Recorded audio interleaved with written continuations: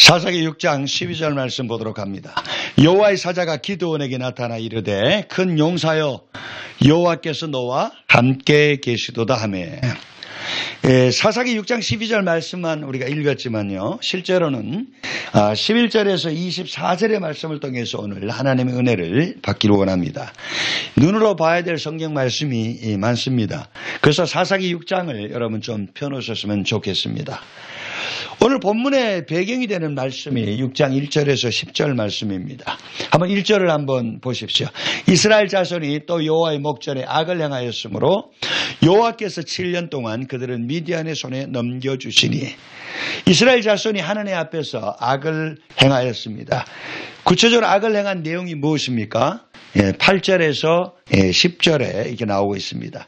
특별히 10절을 한번 보십시오. 내가 또 너희에게 이르기를 나는 너희 하나님 여호와이니 너희가 거주하는 아모리 사람의 땅에 신들을 두려워하지 말라 하였으나 너희가 내 목소리를 듣지 아니하였느니라 하셨다 하니라. 바로 아모리 사람의 땅에 신들을 두려워하지 말라 하였으나를 영어로 보면 Do not worship the gods of Amorites"로 기록되어 있습니다. 즉 그들이 하나님께 보여준 중대한 악은 바로 예배가 무너진 것이죠. 그래서 무너진 예배의 결과는 1절 말씀처럼 하나님께서 그들을 7년간 미디안의 손에 넘기셨습니다. 그로 인해 그들에게 당하는 고통은 극도로 참혹했습니다. 참혹의 실상이 2절에서 7절 말씀에 자세히 기록되어 있습니다. 우리는 여기서 하나님의 영적인 가르침을 우리가 배울 수 있죠. 바로 예배가 무너지면요, 예배가 무너지면 삶이 무너지고 그로 인하여 고통도 수반이 됩니다. 그래서 여러분 예배의 특권을 놓치지 말길 바랍니다. 건강한 예배자가 되어서 건강한 신앙인이 되기를 예수를 축원합니다. 감사하게도 이스라엘 백성들은요, 이 고통을 하나님께로 나아가는 이 기회로 삼았습니다. 그래서 하나님께 부르짖었죠. 6절 7절을 보세요. 이스라엘이 미디안으로 말미암아 궁핍함이 심한지라 이에 이스라엘 자손이 여호와께 부르짖었더라. 이스라엘 자손이 미디안으로 말미암아 여호와께 부르짖었으므로. 왜 부르짖었습니까? 궁핍함이 심했기 때문이라고 기록하고 있습니다. 즉 그들이 배가 부르고 삶이 평탄했었을 때는요, 하나님을 결코 부르지 않았습니다. 오늘날 이 시대의 교회들이 바로 사사시대와 같습니다. 옛날에 비해 살아가는 환경이 편해지다 보니 교회마다 기도의 소리가 작아지고 있습니다. 어디를 가도 부르짖는 소리가 잘 들리질 않습니다. 이사야서 55장 6절 말씀입니다. 너희는 여호와를 만날 만한 때에 찾으라. 가까이 계실 때에 그를 부르라. 하나님이 가까이 계십니다. 그분은 기가 먹지 않았습니다. 그럼에도 불구하고 부르짖을 필요가 있습니까? 물론입니다. 우리 가까이 계신 하나님께서 뭐라 그러죠? 부르라고 말씀하셨기 때문입니다. 이스라엘 백성들의 궁핍은 사실 말로 표현할 수 없었습니다. 우리가 약간 힘들면 우리가 두뇌를 사용해서 언어의 격식을 차려서 기도를 해보겠지만 7년간 계속되는 이 고통은요, 그저 큰 소리로 하나님 앞에 하나님 얼굴을 구하며 부르짖을 수밖에 없었습니다. 여러분 크게 소리내어 하나님을 찾고 그분의 이름을 부르시기를 바랍니다. 성경을 보면요, 경건한 믿음의 사람들이 하나님께 소리내어 그분을 크게 부르는 이야기들이 많이 있습니다. 저 경험적으로도 보면요, 크게 부를수록 우리의 영이 강건해집니다. 입술은 믿음을 더 강화시키는 힘이 있는데 우리가 크게 입을 열어 부르짖을 때 더욱 심령이 강해지는 것을 사실 느낍니다. 소리내어 하나님을 부를수록 영을 감싸고 있는 이 강한 육이 깨어지기가 쉽습니다. 또한 영의 기름 부음을 혼과 몸에 충만히 흐르게 합니다. 그래서 여러분 부르짖어 기도하는 그런 성도가 되길 위해서 축원합니다. 그래서 하나님은 그들의 기도에 응답하셔서 선지자를 보내주신 이야기가 8절에 기록되어 있죠. 그리고 선지자를 통해서 그들의 문제의 원인을 이렇게 지적해 주셨습니다. 10절의 말씀을 보면 바로 하나님을 예배하지 않고 우상을 예배했기 때문이라고 말씀하셨습니다. 그런데 흥미로운 말이 있습니다. 6절 7절에 보니까요, 미디안으로 인하여라는 말이 2번 반복되어 나옵니다. 즉 이스라엘 백성들이 하나님께 이 부르짖게 된 표면적인 원인은요, 미디안 때문이었죠. 근데 하나님께서는 본질적인 문제는 바로 예배가 무너졌기 때문이라고 지적하셨습니다. 이스라엘 백성들은 이 미디안이라는 이 현실의 문제를 가지고 하나님께 나아갔습니다. 그런데 그에 반해 하나님께서 현실의 문제를 통해서 본질적인 문제인 영적인 문제에 접근하셨습니다. 여러분, 우리도 마찬가지입니다. 하나님은요, 우리로 하여금 현실의 문제를 가지고 하나님께로 나오게 하십니다. 하지만 하나님은 그러한 문제를 통해서 더 큰 목적을 이루신다고 하는 것을 여러분, 우리는 알아야 합니다. 하나님의 혈류증 여인에게 그 예수님의 옷에 손을 대지 않으면 안을 수밖에 없는 그런 이 병을 허락하셨죠. 하지만 예수님은 그러한 상황을 통해서 그녀에게 더 귀한 것, 영생을 주신 것을 믿으시기 바랍니다. 여러분, 사람들은요, 이 다양한 필요를 가지고 교회로 나오게 되죠. 하지만 하나님께서는 우리의 필요뿐만 아니라 정말 예수를 믿고 성령으로 거듭나기를 원합니다. 필요를 넘어서 하나님을 더 알기를 원합니다. 그분의 사랑과 은혜를 더 깊이 체험하기를 원합니다. 그래서 이제는 우리의 필요가 무엇이든 간에 그분만을 영원토록 사랑하는 예배 중심의 삶을 살도록 하죠. 또한 삶의 형편이 좋든 그렇지 않든 그분만 영원토록 살아가는 하나님의 사람으로 세운다는 것을 여러분 꼭 기억하시기 바랍니다. 그래서 여러분, 우리의 교회 생활이 날마다 성숙의 자리로 나가야 될 줄 믿습니다. 나의 필요에 머무르는 그 신앙이 아니라 필요를 넘어서 이제는 하나님만 사랑하는 주님의 목적을 위해 살아가는 성숙의 자리까지 나가는 그런 성도가 되어야 될 줄 믿습니다. 자, 11절을 한번 보시기 바랍니다. 여호와의 사자가 아비에셀 사람 요아스에게 속한 오브라에게 이르러 상수리 나무 아래에 앉으니라. 마침 요아스의 아들 기드온이 미드온 사람에게 알리지 아니하려 하여 밀을 포도주 틀에서 타작하더니, 하나님께서는 이스라엘의 이 부르짖음을 외면하지 않으셨죠. 그러니까 미디안의 손에서 이스라엘을 구원하실 계획을 가지고 있다는 것을 말씀하셨습니다. 그리고 그 사명을 수행할 사람으로 기드온을 주목하셨습니다. 12절을 보세요. 여호와의 사자가 기드온에게 나타나 이르되 큰 용사여 여호와께서 너와 함께 계시도다 하매, 하나님은 천사를 기드온에게 보내어 이렇게 말씀하셨습니다. 큰 용사여 여호와께서 너와 함께 계시도다. 이 기드온이 타고난 용사였기 때문에 하나님께 그렇게 말씀하신 것이 아니죠. 지금부터 그를 강한 믿음의 용사로 만들어 가시겠다고 하는 하나님의 뜻을 말씀해 주신 것이죠. 그래서 예를 들어서 한번 13절을 한번 보십시오. 기드온이 그에게 대답하되 나의 주여 여호와께서 우리와 함께 계시면 어찌하여 이 모든 일이 우리에게 일어났나이까. 또 우리 조상들이 일찍이 우리에게 이르기를 여호와께서 우리를 애굽에서 올라오게 하신 것이 아니냐 한 그 모든 이적이 어디 있나이까. 이제 여호와께서 우리를 버리사 미디안의 손에 우리를 넘겨주셨나이다 하니, 기드온은요, 하나님이 함께 하신다면 왜 이스라엘이 미디안의 손에서 고통을 당해야 하는지 기드온은 전혀 이해할 수가 없었습니다. 그런 상황은 하나님이 자신들과 함께 하신 것이 아니라 오히려 하나님께서 이스라엘을 버리신 증거라고 주장했습니다. 또한 하나님께서 놀라운 기적을 일으켜서 이스라엘을 이집트에서 인도해내셨다고 말씀하시는데, 그 모든 기적, 그런 기적이 있었다면 지금은 다 어디로 가버렸느냐 하고 하나님께 이 항변을 했습니다. 사실 우리식으로 말하면 이런 것이죠. 우리가 우리가 하나님의 사랑받는 자녀가 되었다고 말씀하지 않았습니까? 하나님께서 예수 그리스도의 십자가에서 죄와 사망과 저주를, 고통을 다 제거해 주셨다고 말씀하지 않았습니까? 하나님께서 이제는 우리 힘이 되어 주신다고 약속하셨지 않습니까? 그렇다면 하나님 이 불행도 막아주셔야 하지 않습니까? 근데 왜 삶이 계속 고통의 연속입니까? 하는 그런 말과 같습니다. 기드온은요, 이 고난 가운데서도 하나님께서 함께 하신다고 하는 이해가 부족한 것이었습니다. 기도는 고난도 이 하나님이 허락하신 환경이라는 사실을 받아들이기가 힘들었던 것입니다. 즉 큰 용사여 여호와께서 너와 함께 계시도다 라는 이 말은 무슨 뜻입니까? 바로 기도는 하여금 하나님에 대한 이해를 더 깊게 해주겠다는 의미죠. 즉 고난 가운데서도 내가 너와 함께한다.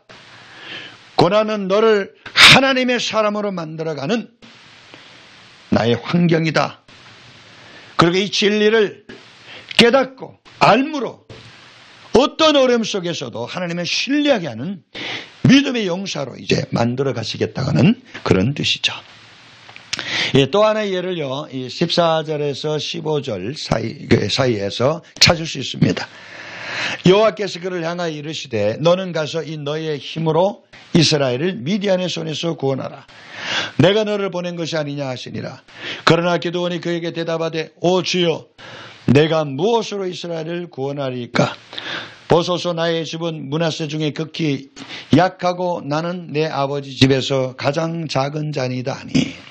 여기 15절에 보면 극히 약하고 제일 작은 자니다는 말에서 보듯이 기도는요, 이 긍정적인 사람이기보다는 이 부정적인 사람이었어요. 적극적인 사람이기보다는 좀 소극적인 사람에 가까웠습니다. 그래서 기도원에게 하나님께서 뭐라고 말씀하셨습니까? 16절을 보세요. 여호와께서 그에게 이르시되 내가 반드시 너와 함께하리니 내가 미디안 사람 치기를 한 사람을 치듯 하리라 하시니라. 이렇게 극히 약하고 제일 작은 자니다라는 기도원의 강한 부정에 대응해서 하나님께서는 어떻게 반응하셨습니까? 아주 강한 긍정으로 말씀하셨어요. 반드시 너와 함께하리니 내가 미디안 사람 치기를 한 사람을 치듯 하리라. 기도는요, 하나님 말씀보다는 이 바로 자신의 생각이나 자기네 현실 상황에 더 집착했습니다. 그래서 큰 용사여 여호와께서 너와 함께 계시도라는 말이 무슨 말씀이십니까? 하나님은 바로 기도원의 그 육신적인 생각을 깨트리고 강한 믿음의 용사로 만들어 가시겠다고 하는 의도가 담겨 있는 것이죠. 우리 로마서 8장 6절에서 8절 사이 보면 이런 말씀이 기록되어 있죠. 육신의 생각은 사망이요 영의 생각은 생명과 평안이니라. 육신의 생각은 하나님과 원수가 되나니 이는 하나님의 법에 굴복지 아니할 뿐 아니라 할 수도 없습니다. 육신에 있는 자들은 하나님을 기쁘시게 할 수 없느니라. 원래 인간은 영과 혼과 육을 가진 존재로 창조되었습니다. 영은 하나님과 교통하는 이 기관입니다. 그리고 인간의 영은 하나님의 영이, 하나님의 성령이 그리스도께서 거하시는 이 처소이죠. 하지만 인류의 조상 아담의 죄로 인해서 인간의 영은 타락하여 죽었습니다. 또한 하나님의 영은 거룩하지 못한 죄인으로부터 떠날 수밖에 없게 되었죠. 하나님의 영이 떠나고 인간의 영이 타락해서 죽자 바로 우리의 주인이 바뀐 것이죠. 부패한 혼이 주인이어서 우리의 육을 다스리며 살게 된 것입니다. 그리고 부패한 혼이 주인이 되어 산다는 말은 무슨 의미입니까? 바로 자신의 생각이나 감정, 의지를 중심으로 해서 살아간다는 말이죠. 바로 이것을 육신이라고 말합니다. 근데 하나님을 떠난 인간들이 살아가는 삶의 방식인 육신의 생각은 어떤 것입니까? 성경에 보니까 사망입니다. 그리고 육신으로 살다가 결국에는 죄로 인해서 정죄받아서 바로 영원한 사망을 당하게 되는 거죠. 그리고 하나님과 원수되어 삽니다. 그리고 하나님의 말씀에 대해서 절대로 순종하지 않습니다. 굴복하지 않습니다. 그리고 하나님을 기쁘게 하기보다는 자신을 기쁘게 하고 살아가죠. 하지만 하나님께서는 그러한 이런 죄인들에게 큰 은혜를 베푸셨습니다. 바로 예수님을 십자가로 보내셔서 인간의 죄를 다 대속해 주셨습니다. 그리고 십자가의 공로로 우리로 하여금 죄에 대하여 죽고 의에 대하여 살도록 하셨죠. 그래서 베드로전서 2장 24절 말씀입니다. 친히 나무에 달려 그 몸으로 우리 죄를 담당하셨으니 이는 우리로 죄에 대하여 죽고 의에 대하여 살게 하려 하심이라. 특별히 죄에 대하여 죽고 의에 대하여 사는 진리를 내 안에 경험하도록 누가 오셨습니까? 성령님이 우리 안에 오셨습니다. 그리고 성령님은 말씀을 들을 때 우리에게 예수님의 그 믿음을 심어주시죠. 그리고 성령님은 우리가 기도할 때 우리의 영을 아주 강건케 해주십니다. 그리고 성령님은 우리 안에서 예수님의 그 십자가의 진리를 깨우쳐주죠. 특별히 우리의 그 부패된 육신이 이제는 십자가에서 다 못 박아 죽었다는 진리를 우리로 깨닫게 하고 확신시켜주죠. 그래서 이제는 우리가 육신의 생각이 아니라 영의 생각인 하나님의 말씀을 의지하며 살도록 하십니다. 그래서 하나님은 기도는 하여금 그를 큰 용사로 부르신 이유가 있는 것입니다. 바로 기도원이 그렇게 집착하고 있는 그 육신의 생각을 내려놓게 하시겠다는 말씀이죠. 환경에 집착하는 그 마음을 내려놓겠다고 하는 하나님의 의도가 깔려 있습니다. 그리고 오로지 하나님의 말씀을 받아들이는 믿음의 사람으로 만들겠다는 뜻이 있는 것입니다. 큰 용사여, 여호와께서 너와 함께 계시도다. 여러분은 정말 예수님을 삶의 구주로 모셔드렸습니까? 그러면 하나님이신 우리 성령께서 여러분 안에 계심을 믿어야 합니다. 만유가 되시는 우리 그리스도께서 여러분 안에 계십니다. 그리고 창조주 하나님께서 여러분 안에 거하십니다. 삼위일체 하나님께서 영으로 여러분 안에 거하십니다. 그리고 이제 하나님과 우리는 거룩한 일체를 이루죠. 그리고 하나님이 내 안에, 내가 하나님 안에 살아가고 있다는 것을 여러분 믿으시기 바랍니다. 바로 그 위대하신 하나님이 날마다 우리와 함께 하시기에 우리는 이미 우리는 큰 용사인 것을 믿으시기 바랍니다. 이제는 작은 자 같으나 큰 자인 것입니다. 무명한 자 같으나 유명한 자여, 연약한 자 같으나 강한 자입니다. 세상에 살지만 예수 이름으로 정말 세상을 이기고 세상을 부끄럽게 할 하나님의 큰 믿음의 용사인 것을 여러분 꼭 믿으시길 바랍니다. 하지만 하나님의 큰 용사는요, 이렇게 기도원처럼 한순간에 만들어지지 않습니다. 우리를 고난의 욕망론 속에 넣으셔서 하나님을 더 깊이 체험하고 하나님을 더 깊이, 더 넓게, 크게 이해하게 하시죠. 그리고 이제는 나의 육신의 생각이 십자가에 다 죽었음을 믿게 하십니다. 그래서 마침내 오직 한 가지, 하나님의 말씀만 믿고 살아가는 큰 용사로 만들어 가시는 것을 믿으시기 바랍니다. 자, 우리 17절, 18절을 보세요. 기드온이 그에게 대답하되 만일 내가 주께 은혜를 얻었사오면 나와 말씀하시니가 주 되시는 표징을 내게 보이소서. 내가 예물을 가지고 다시 주께로 와서 그것을 주 앞에 드리기까지 이곳을 떠나지 마시기를 원하나이다 하니 그가 이르되 내가 너 돌아올 때까지 머무리라 하니라. 이 기드온은 자신과 말씀하시니가 이 주 되신다는 증거를 보여달라고 지금 요청했습니다. 그래서 또 예물을 가지고 여기 보면 오퍼링이 나오는데 오퍼링을 가지고 주 앞에 드릴 때까지 떠나지 말라고 요청했습니다. 그러자 천사가 너 돌아오기를 기다릴 것이다 라고 말하였습니다. 그리고 여러분 19절을 보세요. 19절을 보면 기드온이 이 예물을 준비합니다. 그리고 20절에 보면 하나님의 사자가 그 예물을 반석 위에 두라고 합니다. 그리고 21절을 보십시오. 여호와의 사자가 손에 잡은 지팡이의 끝을 내밀어서 예물에 댑니다. 그때 불이 반석에서 나와서 예물을 다 살라버립니다. 그리고 22절을 한번 읽겠습니다. 기드온이 그가 여호와의 사자인 줄 알고 이르되 슬프도소이다. 주 여호와여, 내가 여호와의 사자를 대면하여 보았나이다. 그리고 23절을 보세요. 하나님께서 그에게 안심하라, 두려워 말라, 죽지 않을 것이다 라고 말씀하셨습니다.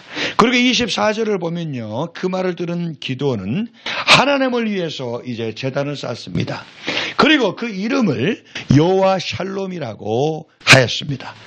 그리고 그것이 아비에셀 사람에게 속한 오브라에 있게 되었다고 기록하고 있습니다. 즉 기드온이 쌓은 그 단은 기드온에게는 살아있는 큰 간증이 된 것입니다. 그리고 날마다 큰 용사가 되게 하는 힘이 되었다는 말씀입니다. 기드온의 신앙은요, 의심에 머무르지 않았습니다. 표징을 구하는 과감한 행동을 통해서요, 하나님의 큰 용사로 변화되고 있었습니다. 대면하여 보았나이다 라는 22절의 이 말씀처럼요, 기드온은 하나님을 만났습니다. 여러분, 신앙은요, 결코 이론이 아닙니다. 신앙은 연구도 아니고요, 어떤 의식도 아닙니다. 신앙은 하나님과 만남인 것을 여러분 꼭 믿으시기 바랍니다. 그리고 하나님을 만났다면 삶에 변화가 있는 것입니다. 바로 기드온처럼 여호와 샬롬의 간증이 있어야 될 줄 믿습니다. 기드온은 하나님을 만났습니다. 만남으로 인하여 그 내면에 있던 불안, 두려움, 죽음에 대한 두려움조차도 이길 수 있는 하나님의 샬롬, 평안, 간증이 찾아온 것입니다. 여러분, 오늘 우리 자신을 한번 산제물로 주님 앞에 드렸으면 좋겠습니다. 반석 되시는 예수님의 그 십자가 위에 우리를 산제물로 다시 올려놓았으면 좋겠습니다. 그리고 성령의 불이 그 위에 임하기를 부르짖어 기도했으면 좋겠습니다. 하나님, 이 시간 나를 만나 주옵소서. 대면하여 주님 만나기를 원합니다. 고난을 기꺼이 지나가게 하소서.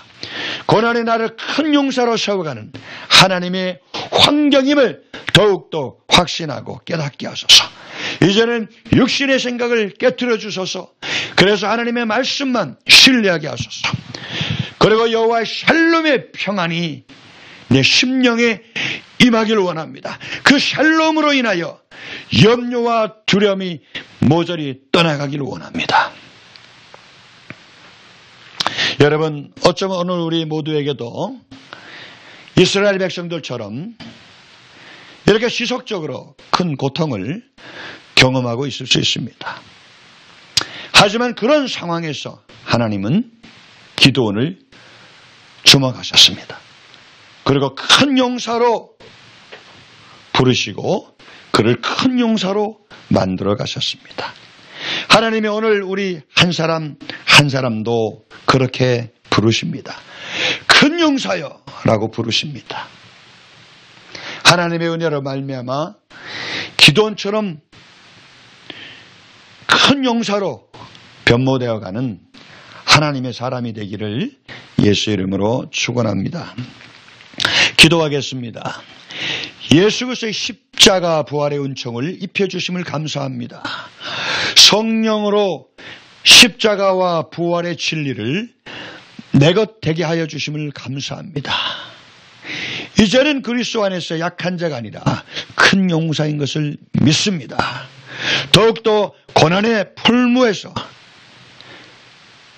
더욱더 다듬어지고 만들어지는 큰 용사가 되길 원합니다. 육신의 생각이 깨어지고 이제는 하나님의 말씀만 믿고 나가는 큰 용사로 거듭나길 원합니다. 날마다 십자가의 제단 위에 나를 제물로 드리길 원합니다. 그리고 십자가의 제단 그 자리에서 날마다 하나님을 만나길 원합니다. 그래서 여호와의 샬롬의 능력이 경험되길 원하며 샬롬의 간증이 어떤 상황 속에서도 두려움 없이 평안 가운데서 불안을 이기고 소망 가운데 살아가는 힘이 되길 원합니다. 예수 그리스도 이름으로 기도합니다.